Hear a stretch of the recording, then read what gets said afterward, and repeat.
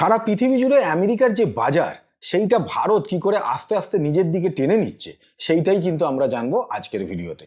দেখুন, পেহেলগাঁও অ্যাটাকের পর যখন ভারত অপারেশন সিন্দুর লঞ্চ করলো তখন কিন্তু প্রথমবার আমাদের যে ব্রহ্মোস মিসাইল সেইটা চর্চা এলো। আর সেই চর্চায় আনলো কে না, চর্চায় আনলো পাকিস্তানের প্রধানমন্ত্রী শাহবাজ শরীফ। তিনি দাবি করলেন যে 30 থেকে 45 সেকেন্ড সময় ছিল পাকিস্তানের হাতে ব্রহ্মোসের এগেনস্টে রিয়াক্ট করার জন্য।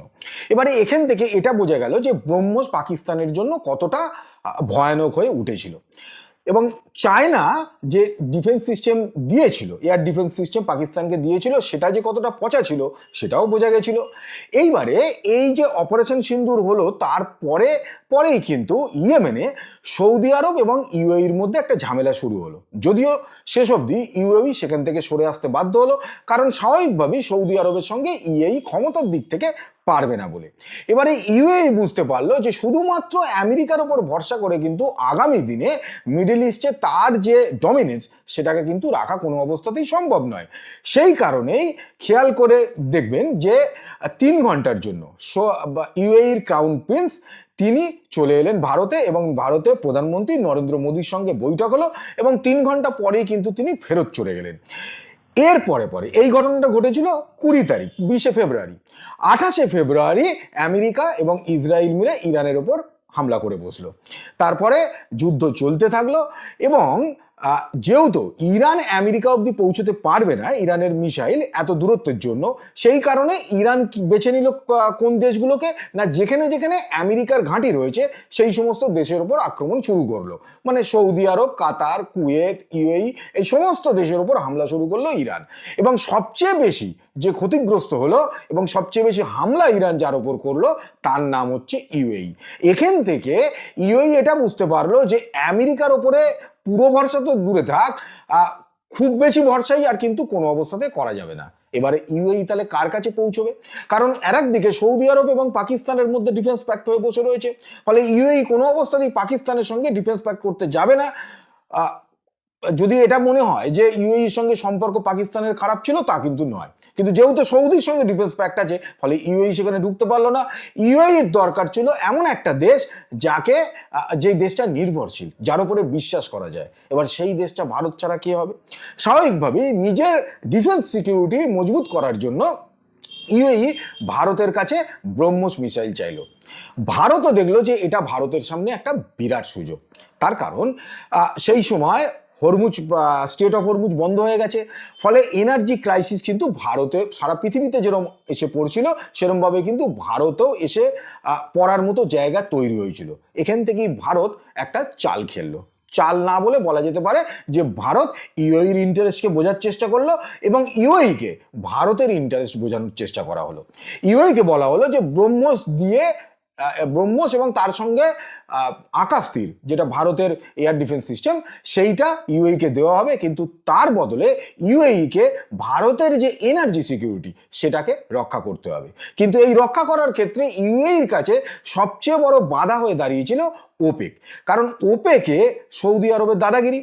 এবারে ওপেকের নিয়ম অনুযায়ী কোনো দেশ কতটা তেল তারা উত্তোলন করবে সেটা ওপেকের দেশগুলো যে সংগঠন তারা ঠিক করে দেবে। এবারে ইউএই এখানে সবচেয়ে বেশি মার খাচ্ছিল। ইউএই আর সৌদি আরবের মধ্যে যে ঝামেলা, তার কিন্তু প্রধান কারণ কিন্তু এইটাই যে ইউএইর বক্তব্য হচ্ছে যে আমার দেশে তেল আছে, আমি তুলবো, আমি বেচবো, সেখানে আমাকে তো সেই স্বাধীনতা দিতে হবে। কিন্তু সৌদি তো সেই স্বাধীনতা ইউএকে দিচ্ছিল না। ফলে ইউএই ওপেক থেকে বেরিয়ে আসলো। এই যে রিস্কটা নিল, কেন রিস্কটা নিল এই কারণে যে ভারত সেখানে তাকে আশ্বস্ত করলো যে তুমি যত খুশি তেল তোলো, সেই তেল আমি কিনবো। ইউএই যেই মুহূর্তে এই নির্ভরযোগ্য ব্যাপারটা পেল, এই আশ্বস্ত হলো, সঙ্গে সঙ্গে ইউএই ওপেক থেকে বেরিয়ে চলে এলো। এইবারে ভারত ইউএইকে ব্রহ্মোস দেবে, মোটামুটিভাবে ফাইনালাইজ হয়ে গেছে, কিন্তু এখন অবধিও ব্যাপারটা চুপচাপ আছে।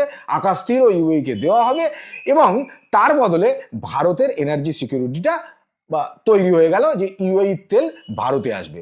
এইখানে আরেকটা জিনিস ভারত এবং ইউএই আরেকটা জিনিস দেখলো, এটা সেকেন্ড জায়গা, সেটা হচ্ছে যে স্টেট অফ হরমুজ যখন তখন বন্ধ হয়ে যেতে পারে।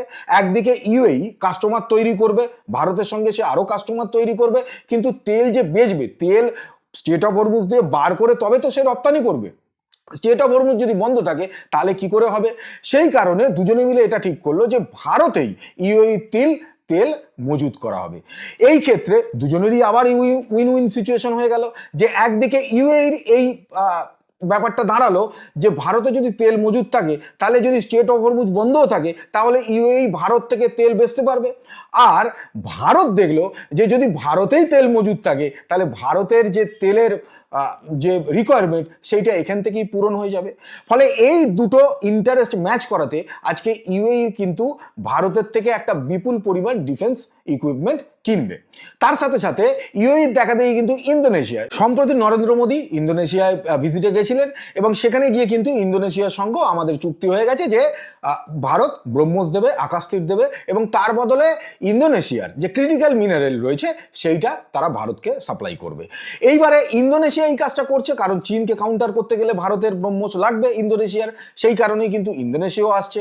এরই মধ্যে ভিয়েতনামকেও কিন্তু আমরা ব্রহ্মোস অলরেডি আমাদের চুক্তি হয়ে গেছে, সেখানেও কিন্তু ভারত সাপ্লাই করছে। তার মানে আজকের ডেটে পৃথিবীতে যে আমেরিকা এবং রাশিয়ার যে ডমিনেন্সটা ছিল, যে তারাই সারা পৃথিবীকে মোটামুটিভাবে অস্ত্র বেচত, সেইখানে কিন্তু ভারত ঢুকে পড়েছে।